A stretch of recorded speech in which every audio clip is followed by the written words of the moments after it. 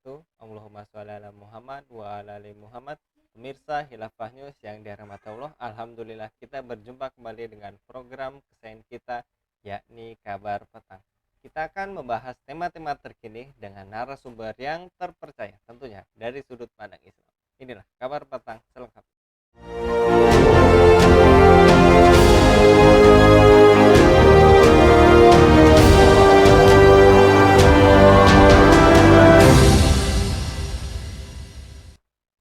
Meski laporan masyarakat soal kinerja Polri turun pada tahun 2023, salah satu LSM Indonesia Police Watch meminta masyarakat memviralkan kasus-kasus yang tidak mendapat atensi dari kepolisian.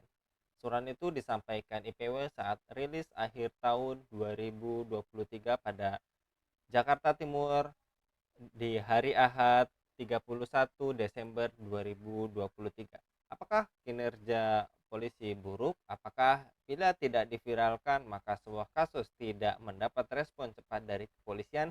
Bagaimana tantangan dan realita penegakan hukum di Indonesia? Untuk membahasnya kami terhubung dengan praktisi hukum Bung Riki Fatamaza. Kita sapa terlebih dahulu. Assalamualaikum warahmatullahi wabarakatuh, Bung Riki. Waalaikumsalam warahmatullahi wabarakatuh. Kabar sehat, Saudara, Bung Riki? alhamdulillah sehat. Saudara. Alhamdulillah. Dan kali ini kita membahas kasus yang tidak dapat atensi oleh polisi, layaknya masyarakat harus memviralkan. Dan tadi ada juga melahirkan tagar no viral, no justice. Tagar ini juga muncul lantaran beberapa kali Polri baru menindaklanjuti laporan masyarakat setelah kasusnya viral di media sosial. Bagaimana respon Anda, Bung Riki, menyikapi fenomena ini? Ya, kalau saya menganggapnya biasa. Kenapa biasa? Karena memang pada fakta realita yang terjadi di lapangan demikian. Jadi kalau tidak ada atensi yang begitu kuat gitu ya. Jadi ada beberapa hal saja yang bisa menjadi sorotan. Misalkan kita punya link orang dalam gitu ya. Misalnya di Polres kita punya link kasatnya, kita mungkin punya Kapolresnya, punya link di sana gitu ya. Atau yang kedua juga itu kita punya bisa memviralisasikan, kita punya media gitu, kita punya media. Atau plus gitu, atau plus ya mungkin kita bisa jalur jalur yang tadi awal tadi, jalur kenalan orang dalam. Nah, itu jadi kalau bagaimana tanggapan saya itu adalah tanggapan saya itu biasa di lapangan, walaupun ini tidak boleh dibiarkan karena ini adalah sifat ketidakprofesionalan aparat hukum itu sendiri begitu. Bung Riki, dan nampaknya ada tambahan satu lagi, yaitu adanya paman, bukan cuma orang dalam gitu ya, Bung Riki. Dan kali ini juga menyikapi apakah media sosial memang memiliki kekuatan besar sebagai sumber informasi dan pengaruh yang bisa mengubah keadilan hukum bagi korban. Itu pasti. Kenapa saya bilang pasti? Karena itu terjadi dalam aspek pribadi saya sendiri. Misalkan ada pernah saya pendampingan hukum di Provinsi Sumatera Utara. Nah, adalah salah satu klien kami itu dibunuh gitu ya, atau terbunuh karena pengeroyokan yang dilakukan lebih dari satu orang. Nah, itu prosesnya itu viral dulu baru diproses. Kenapa? Ini klien saya ini itu meninggal dan yang tanda tangan kuasa itu ke saya itu adalah keluarganya, yakni istri dan anaknya atas kematian suami dan ayah dari anak-anaknya. Nah, itu awalnya itu seolah-olah kayak tidak diseriusin gitu. Itu di daerah Sumatera Utara.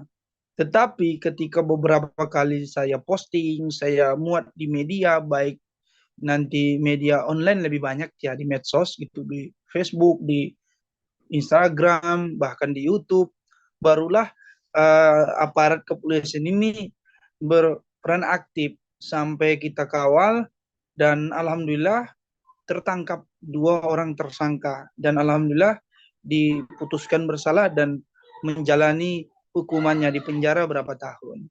Nah, ini salah satu contoh. Belum lagi misalkan yang nasional misalkan. Itu kasus Verdi Sambo. Itu membuktikan kalau tidak viral itu tidak akan diproses. Kalau tidak viral itu tidak akan diproses. Bagaimana bagaimana apa ya ajaibnya, luar biasanya kekuatan viralisasi gitu. Makanya tidak salah juga kalau dikatakan no viral no justice. Karena harus viral dulu baru penerapan hukum itu berjalan gitu. Oke lah misalkan aparat hukum mengatakan bahwasanya kan kasus banyak banget gitu ya. Kita harus menjalankan skala prioritas lah. Kan solusinya bukan malah tidak menseriusi satu kasus, menseriusi kasus yang lain gitu. Atau misalkan kalau ada atensi dari atasan, baru yang bawahannya gerak. Itu kan berarti tidak tidak menjalankan tugas secara profesional. Itu justru harus ada perintah dari atasan baru diseriusi lah. Dari sekian banyaknya kasus, paling berapa persen yang ada orang yang bisa mengakses orang-orang dalam tadi misalkan. Nah gitu. Atau cara yang terbaik adalah viralkan gitu. Karena itu. Nah, walaupun kadang viralisasi ini juga tidak selamanya dapat berpengaruh secara fundamental gitu. Tapi setidaknya lebih dapat diharapkan ketimbang tidak berbuat apa-apa. Seperti itu, Bang Anggi. Baik, dan apakah ini menggambarkan sisi lemah penegakan hukum di Indonesia, Bung Riki? Lah, memang sedari awal kalau kita katakan, saya sebenarnya begini, masalah misalkan ranking berapa gitu ya penegakan keadilan, misalkan presentasi kepercayaan publik kepada kepolisian begitu ya. Hampir rata-rata masyarakat itu mengatakan ketika berurusan dengan aparat kepolisian, maka semboyan mereka itu ada lagi gitu. Selain dari no viral no justice gitu ya. Kalau bisa lama, mengapai cepat. Gitu. Jadi kebanyakan klien saya seperti itu. Jadi banyak yang mereka cerita ke kita gitu ya bahwasanya dengan ketidakmampuan mereka, keterbatasan mereka, tidak adanya orang dalam gitu ya. Nah, berarti mau tidak mau kita harus viralkan. Nah, itulah yang sering saya lakukan agar menjadi atensi kepada aparat-aparat kepolisian begitu. Misalkan tembakan kita kan sebenarnya profesional aja. Misalkan kayak saya, kenapa saya viralisasi misalkan kasus yang saya tangani agar ya penyidik yang sedang memeriksa kasus yang saya laporkan misalkan itu ditindaklanjuti. Nah, termasuk mudah-mudahan dilihat oleh aparat atasannya sehingga atasannya ini memerintahkan lu yang di bawah nih cepat tuh itu ada pengacaranya lagi teriak-teriak tuh nanti terlalu viral kita kita agak bermasalah nih karena pimpinan di atas pimpinan kan masih ada pimpinan tuh. Nah, itu yang sering terjadi. Nah, beberapa kali bukan hanya viralisasi, kita juga melakukan yang namanya pengawalan. Memang ada nanti proseduralnya itu melaporkan ke Propam Mabes Polri misalkan. Propam Mabes Polri yang paling tinggi. Di bawahnya ada Propam yang di Polda Metro Jaya, Polda Metro Jaya kalau yang di Jakarta dan juga Polda-Polda yang lain. Di tingkat Polres juga ada begitu. Tapi ini pun harus didorong dengan viralisasi gitu. Kecuali memang ada kenalan kita yang di dalam, yang dia punya kewenangan terkait kasus yang sedang kita proses. Begitu. Baik, dan juga ada kasus-kasus yang viral tadi juga Bung Riki sampaikan bisa tuntas dibandingkan yang tak menyebar luas di media massa, ataupun juga ada kasus yang sorotan sekaligus tekanan publik pada proses dan aparatur penegakan hukum membuat perkara berjalan lebih efektif dan efisien. Bagaimana tanggapan Anda, Bung Riki? Nah, itu realita yang terjadi.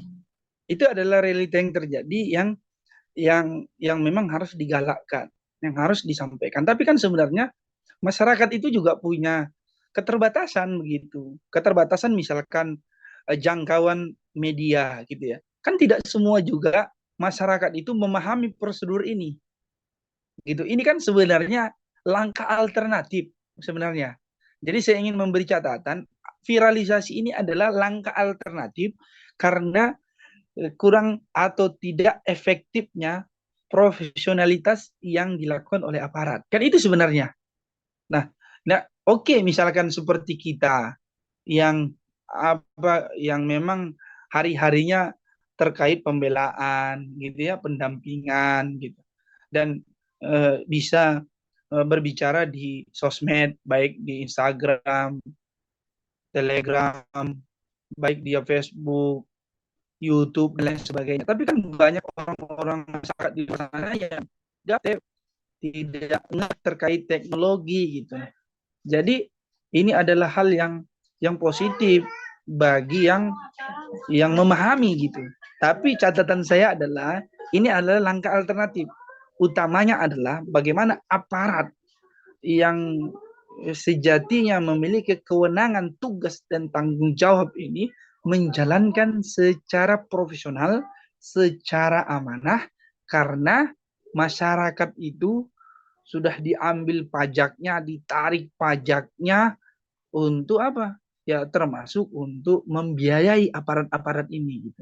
Jadi harus kembali dong melayani, mengayomi, melindungi masyarakat itu teraplikasi di tengah-tengah masyarakat. Sehingga jangan lagi masyarakat mengatakan ya harus viral dulu baru ini berjalan. Nah, tapi faktanya begitu. Baik. Apalagi juga perlu ditambah sepertinya ada juga kasus-kasus yang harus ada uang dulu juga baru jalan gitu ya Bung Riki.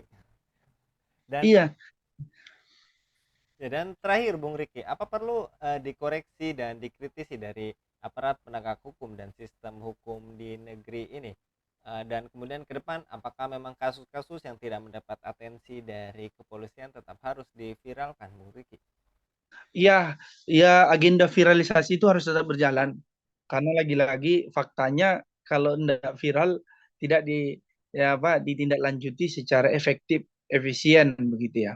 Kadang kita viralkan pun juga butuh waktu. Bayangkan kalau tidak viral. Itu logika berpikirnya. Yang kedua, apakah kita harus terus mengkritik aparat-aparat kepolisian? Ya harus gitu. Yang bentuknya kritik untuk membangun agar aparat-aparat kepolisian ini bersikap lebih profesional, bersikap lebih melayani, lebih mengayomi, lebih melindungi masyarakat. Makanya kita tidak jarang banyak laporan-laporan itu disepelekan, gitu disepelekan, gitu ya. Bahkan saudara Anggi tadi katakan dan termasuk masyarakat banyak ya seperti rahasia umum kalau nggak ada duit nggak berjalan begitu. Nah itu yang mengemuka di tengah-tengah masyarakat begitu. Nah ini kan harus dijawab oleh aparat kepolisian gitu. Kenapa masyarakat ini berasumsi bahkan membuat pernyataan demikian dan kepercayaan itu menyebar di tengah-tengah masyarakat? Ya, ini kan harus dikoreksi oleh aparat kepolisian. Dan yang ketiga adalah ini ada kesalahan sistem enggak? Ya pasti ada gitu. Kenapa sistemnya ini berarti sistem hukum di negeri ini tidak memiliki efek jerah. Buktinya sekarang aja itu narapidana itu jumlahnya lebih dari 260.000 orang yang ditahan hari ini se-Indonesia, lebih kurang 260 ribuan begitu. Nah itu kan semakin bertambah gitu, apalagi sekarang. Dan saya lihat yang paling banyak itu kasusnya dari apa ya, dari presentasi pertama itu kriminalnya bersifat pencurian, setelah itu kasus narkoba. Itu apa, tindakan kriminal yang teratas, pertama itu pencurian, yang kedua itu narkoba. Nah sistem hukum yang saya maksud itu tidak memiliki jerak adalah ini kan harus diselesaikan juga hulu dan hilir. Nah, ini semua aspek sebenarnya, bukan hanya persoalan aparat saja. Kenapa banyaknya pencurian? Karena susahnya lapangan pekerjaan. Kenapa susah lapangan pekerjaan? Karena ekonomi yang tidak menentu. Kenapa ekonomi tak menentu? Karena sistem kapitalis demokrasi yang diterapkan. Nah, sehingga nanti hulu hilirnya terjadi pencurian, terjadinya narkoba. Nah, sehingga nanti banyak orang yang ditahan. Sehingga orang banyak melakukan tindakan kriminal gitu. Makanya selain dari persoalan penindakan, tentu tentu juga perlu namanya sikap preventif pencegahan agar orang jangan mencuri, begitu ya. Disiapkan dong ekonominya, lapangan pekerjaannya diperluas dan jangan syaratnya itu mempersulit, misalkan S1 fresh graduate gitu ya. Jadi tidak juga begitu. Jadi orang yang tidak punya akses diberikan akses untuk bekerja agar dia tidak melakukan tindakan kriminal lagi. Karena banyak faktor pencurian itu terjadi itu karena faktor ekonomi. Maka diselesaikan faktor ekonomi ya. Terjadi karena faktor pendidikan, maka dipermudah pendidikannya. Nah, baru nanti penindakan kalau itu sudah disiapkan ketika dilakukan penindakan ini fair gitu. Fair. Kenapa kalau lagi mencuri misalkan? Ya karena aku tidak dapat kerja kan. Tidak mungkin karena pekerjaan sudah ada misalkan. Ya, pendidikan kita tanya. Kalau itu semua negara sudah kasih, tapi tetap melakukan tindakan kriminal, fair dihukum. Tapi hari ini ekonomi amburadul, pendidikan sulit, tuh luar biasa. Contoh dari aparat juga banyak oknum-oknum aparat juga malah yang membekingin, misalkan kejadian-kejadian misalkan narkoba itu kan kita lihat begitu. Nah, sehingga masyarakat itu semakin tidak percaya terhadap aparatnya. Jadi kalau ditanyakan ada tidak mekanisme hukum hari ini yang harus apa kita ubah, yang harus diubah. Ada yang salah ya, ada yang salah. Buktinya tidak memiliki efek jerah. Buktinya bertambah, tindakan kriminal semakin hari semakin bertambah. Berarti kan harus diperbaiki sistemnya. Seperti itu, Nah, Bung baik. Andi. Bahkan ada juga yang memiliki ekonomi cukup, pendidikan juga tinggi, sampai detik ini belum tertangkap, yaitu Harun Masiku gitu ya, Bung Riki.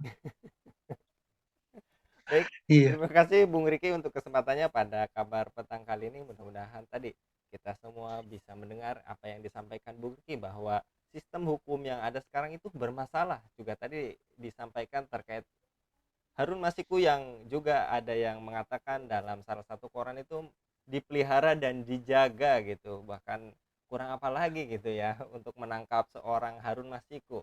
Bahkan untuk merobohkan spanduk aja bisa menggunakan satu kompi ya. Ini cuma satu orang kok nggak bisa gitu ya. Jazakallah sekali lagi Bung Riki, mudah-mudahan Bung Riki senantiasa dilindungi oleh Allah Subhanahu wa taala dalam setiap aktivitas. Demikian pemirsa Hilafah News yang dirahmati Allah, jangan lupa untuk subscribe, like, dan share banyak-banyaknya. Semoga menjadi amal kebaikan bagi kita semua di dunia dan di akhirat nanti. Saya Anggi Suarnadi undur diri. Assalamualaikum warahmatullahi wabarakatuh.